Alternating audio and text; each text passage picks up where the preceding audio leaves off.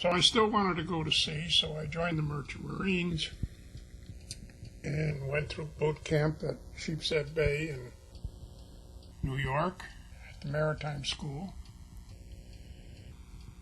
Graduating from there, I shipped out for Esso Standard Oil of New Jersey on the SS Portland, a tanker that went coastal trips from Baytown, Texas to Boston, Massachusetts, around Cape Hatteras.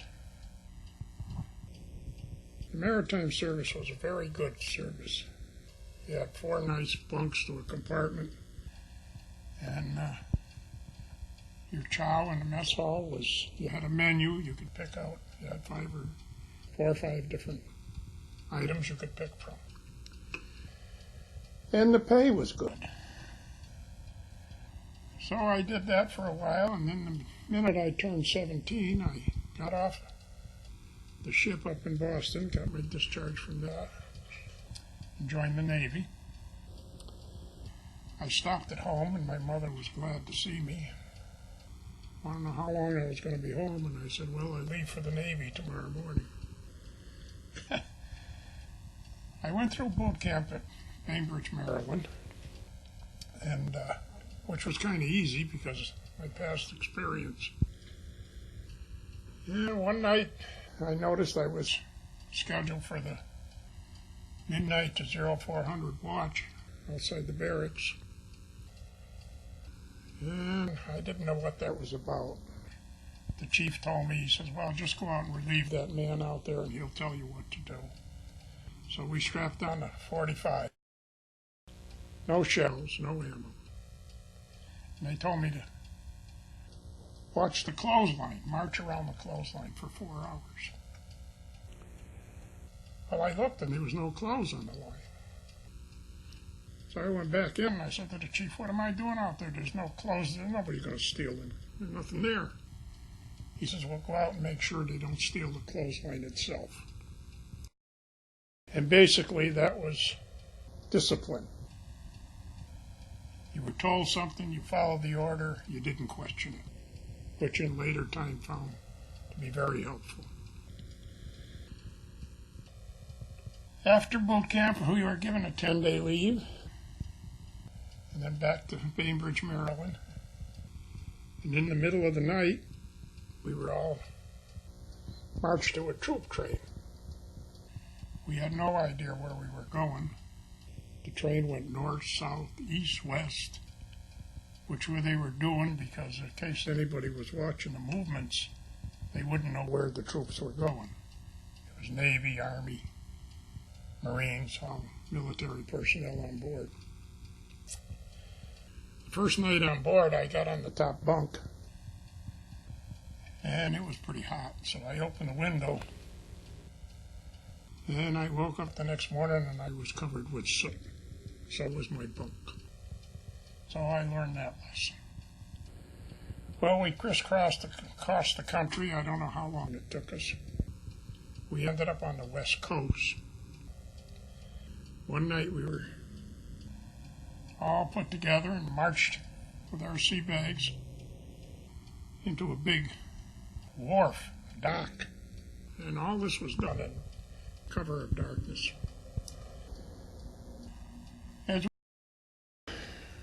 On one side was a Red Cross. They were selling coffee and donuts and cigarettes.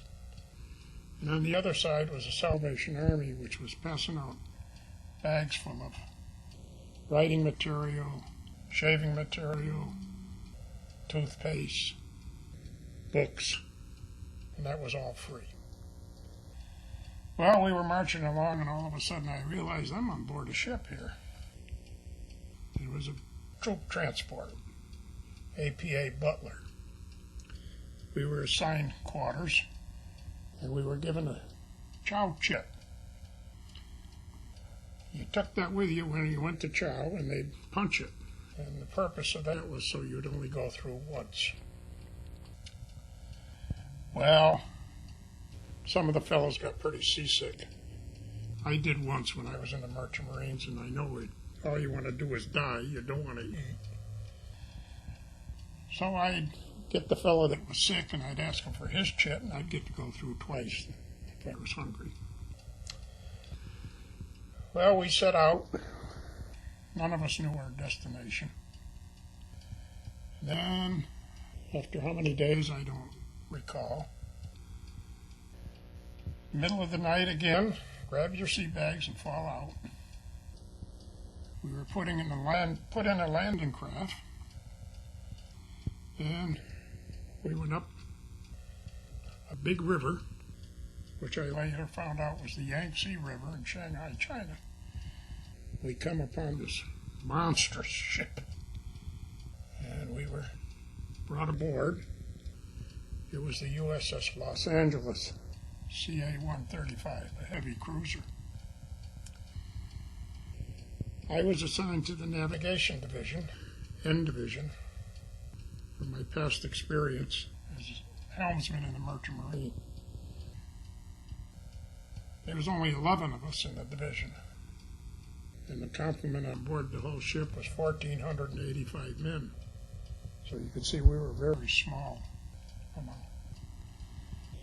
Our duties while at sea was to helmsman, navigation, correcting the navigation and the charts. And while we were on the quarterdeck, there was the officer of the deck, a Marine guard, a boatswain's mate, and a quartermaster. My job was to record the weather and conditions every half hour, log in who came aboard and who left. If dignitaries came aboard, they were piped aboard by the boatswain. Let's see. We made several maneuvers out of the Yangtze River, doing gunnery practice. We shot at some floating mines, Japanese mines that were out there. And we'd go back in to the river, the anchor. Behind us was another cruiser, the USS Helena, CL-75, a light cruiser. And there was many destroyers and destroyer escorts. Liberty in Shanghai wasn't that great. I didn't go that often because at that time when you walked down the street in Shanghai, the odor was terrible from every alley. The filthy living conditions. Children half naked were come out and beg for anything, money, candy, anything you could give them. And if you watched them, they'd hightail it back into an alley, and then there was sitting what we call the White Russian, who at that time controlled Shanghai pretty much. And they'd give whatever you gave them to that man and then come running back out and beg some more. And the children were prostituting their mothers. I'm sure they were talking in English, but they didn't know what they were saying. It was disgusting. I've seen women give birth to a child and leave it right there on the sidewalk and walk away. You didn't dare eat anything over there. And they had liquor in American bottles like Jack Daniels and all that, but you wouldn't dare buy it because you know it wasn't the real thing in there. The only place you could really go to was a USO where you could get something good to eat. Didn't have to worry about it. So like I say, I didn't go ashore too much there. One time we did, the ship had a beach party. We went over into Shanghai, into the ballpark, and we played ball and drank beer. Had a good day. And what beer was left over, we were brought back aboard the ship, and I was carrying a case of beer. Instead of leaving it on the quarterdeck where you were supposed to, I kept right on going and brought it down to the compartment. And, well, we had a few extra beers. We never got caught, thank God. We traveled to Hong Kong and Tsingtao. And at one time at Tsingtao, got a temporary orders with 4 Marines and 2 Navy men to go ashore and guard a ammunition depot. Well, one night, we don't know who at this time, but at that time, came to get in to get the ammunition, steal it. Small arms fire was exchanged. I received a slight wound in the leg. They never did get in. I don't know if I ever hit anybody. I don't think so. Then, later on, we were ordered to go to Pearl Harbor to go into dry dock for a complete overhaul. On the way to Pearl Harbor, we stopped off at Guam, which was nothing but a rock, for 3 or 4 days R&R. Well, there was nothing to do there, but they give you 2 warm cans of beer a day. So I'd always find the fellow that didn't want a beer and tell him to get in line and get a beer, so I'd get a few extra beers, and we had a good time. They'd show us a movie. It was run out of an old Japanese pillbox. And that's where I ran into an old friend here from Bristol, Kenny Ricker.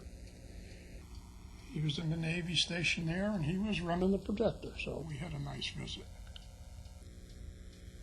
So we went to Pearl Harbor and to dry dock, and it's beautiful there.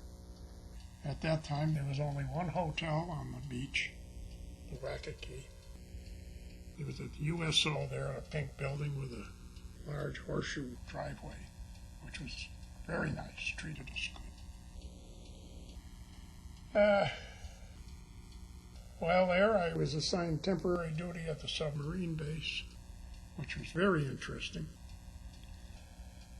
I went out a couple of times on a couple of runs, and that was great. I have all the respect in the world for submariners. It's a whole different Navy. Well, we returned to Shanghai, and then we were ordered back to the States. As we were heading back, the orders were changed. They were going to rendezvous, and they were getting ready for their preparations to invade Japan. But thanks to the President Truman and his actions, which I feel are rightfully so, he dropped the A-bomb. And in my opinion, it probably saved my life and millions of other Americans. I say that was the right decision. I'm awful glad he did it. And we returned to the States. I remember coming out of the Golden Gate Bridge in our homebound pennant flying, and you felt, boy, I'm home. Of course, you're still 3,000 miles from home, but you're home. We went into Long Beach, got shore leave there, and as you walked down, all you could see was white hats for miles and miles in Long Beach. Real sailor's port. One door was a tattoo shop, the next door was a bar room. And there was another tattoo shop and another bar room, and then souvenir shops. But we enjoyed ourselves, and of course we had to get a tattoo while we were there. And from there we went to Mare Island and unloaded all our ammo. And the ship was put in mothballs at that point. I was sent to Treasure Island and await my discharge. Oh, I should add, while we were still on board ship, they were asking us to re-enlist. We all stood in formation. Navy band come on board and played a lot of patriotic tunes. And they had some desks set up there with officers, and asked if anybody wanted to re-enlist to step forward. And they played Navy Anchors Away, and that really gets you. So I stepped forward, because I love the sea and I love the Navy. I, at that time, wanted to make it a career. So things are going pretty good on re-enlistment. And I said I'd like to go home for 30 days. I hadn't been home in a long time. It was December. Get home for Christmas, maybe. He says, well, you have to serve a year, and then you get your 30 days. I said, no way. So he says, I'll tell you what to do. He says, you go home, and if you re-enlist within 90 days, you can keep your rank, and it goes right on as continued service. So I said, okay, that's what I'll do. Well, I came home, and I met a girl at a dance, and it was the end of my naval career. She won out, the Navy lost. And we've been married for 56 years. I should add, when we were at Paris Island, backtracking a little bit, get discharged. While we were waiting there, I had a motorcycle, Harley Davidson. We'd ride up the beach, and being in the service, you didn't need registration or a license. So we were going one day, riding down the street, my buddy on the back. And a couple of girls come along to our left, or in the convertible. Of course, we were back and forth. And I didn't see the car in front of me stop. So we slid into that, and my body impression was right on the trunk. So the boy and the girl got out, and he was all excited. It was his girlfriend's father's car. He was worried about the damage. So I said to him, well, why don't we just pull around this corner here before the cops come, and we'll settle this. So he got back in, and he pulled around the corner. My buddy and I got back on the bike, and off we went. I often wondered what happened. It was kind of a dirty trick. And one other thing on the motorcycle, we were going up to Redondo Beach one day, pulled in a little drive-in for a hot dog and a soda. And California Highway Patrolman come along on his motorcycle, and he pulled in. He had an Indian, and he says, hey, sailor, how fast will that thing go? I said, I have no idea.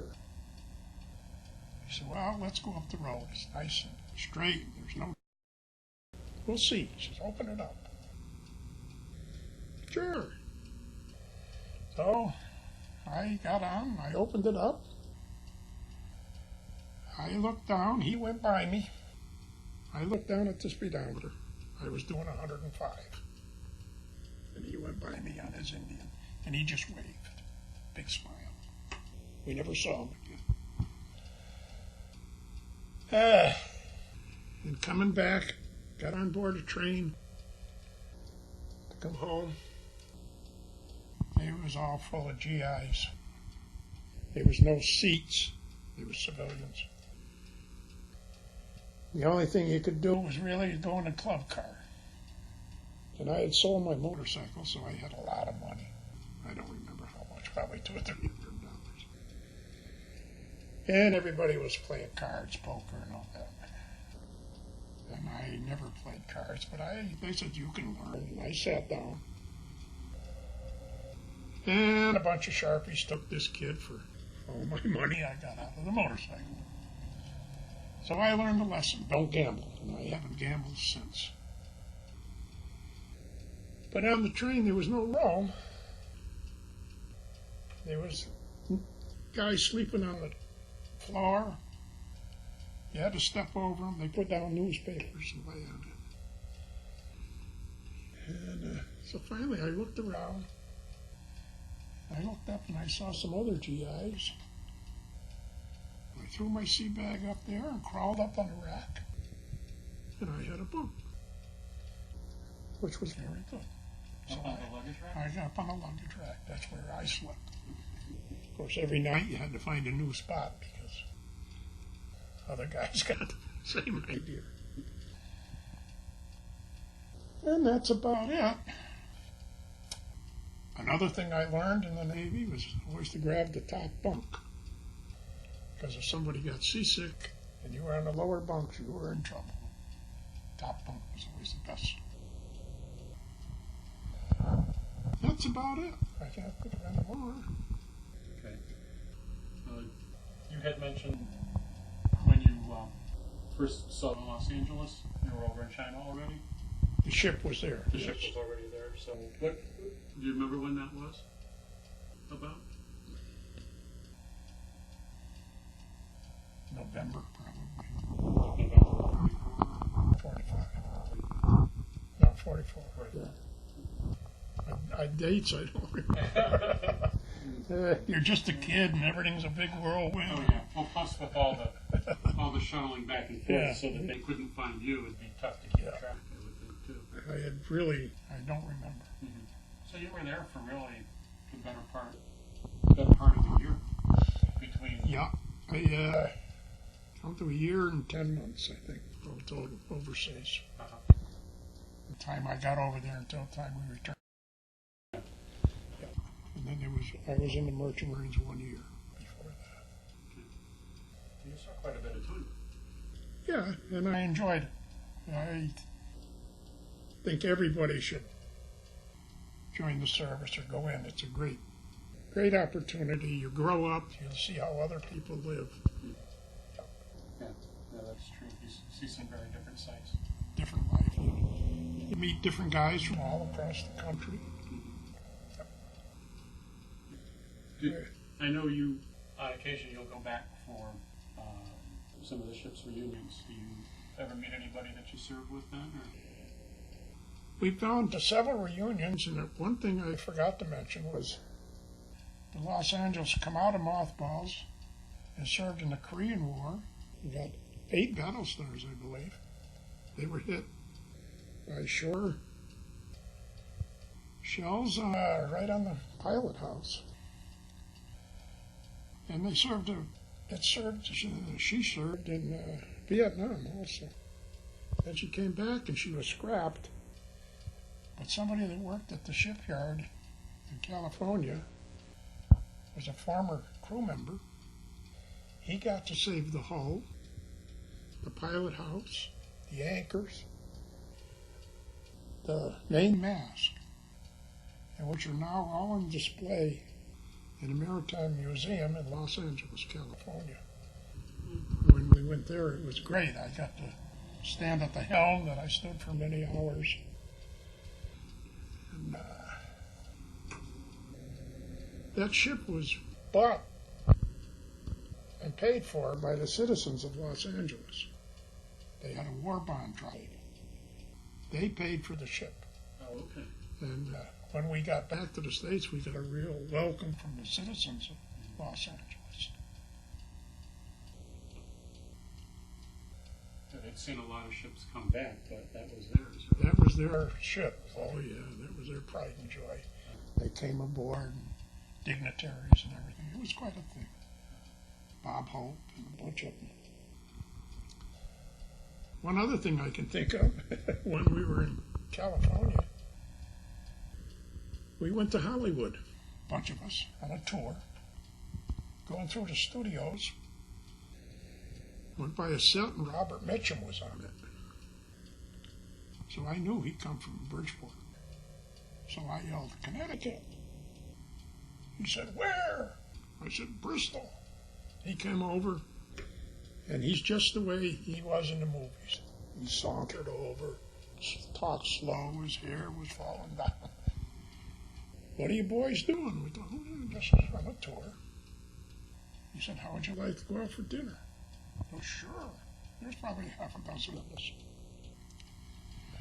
So he called 2 cabs. We got in the cabs. He took us to the Brown Derby, which I don't believe is there anymore. We had ringside table, great show, great food. He sat with us, batted the breeze. We had a great time. When it was all over, he called 2 more cabs, took us back to the ship, all on him. Oh, Great. great guy. Great guy. He must have been fun to talk to. Yeah, it's quite an experience. Felt great. Like I say, he's just like he was on the screen.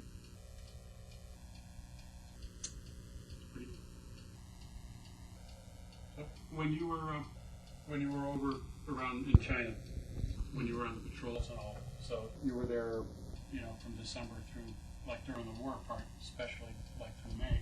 So what was the weather like at that? Was it like around here or a little hotter? Yeah, I don't remember any snow or anything. Cold, seasonal. Yeah. We were wearing go ashore blues, but we didn't have a pea coat or nothing. It was, you know, Okay. it was warm enough. Warm enough. That could be in the blues. Okay. All right. I'm gonna turn it off right now.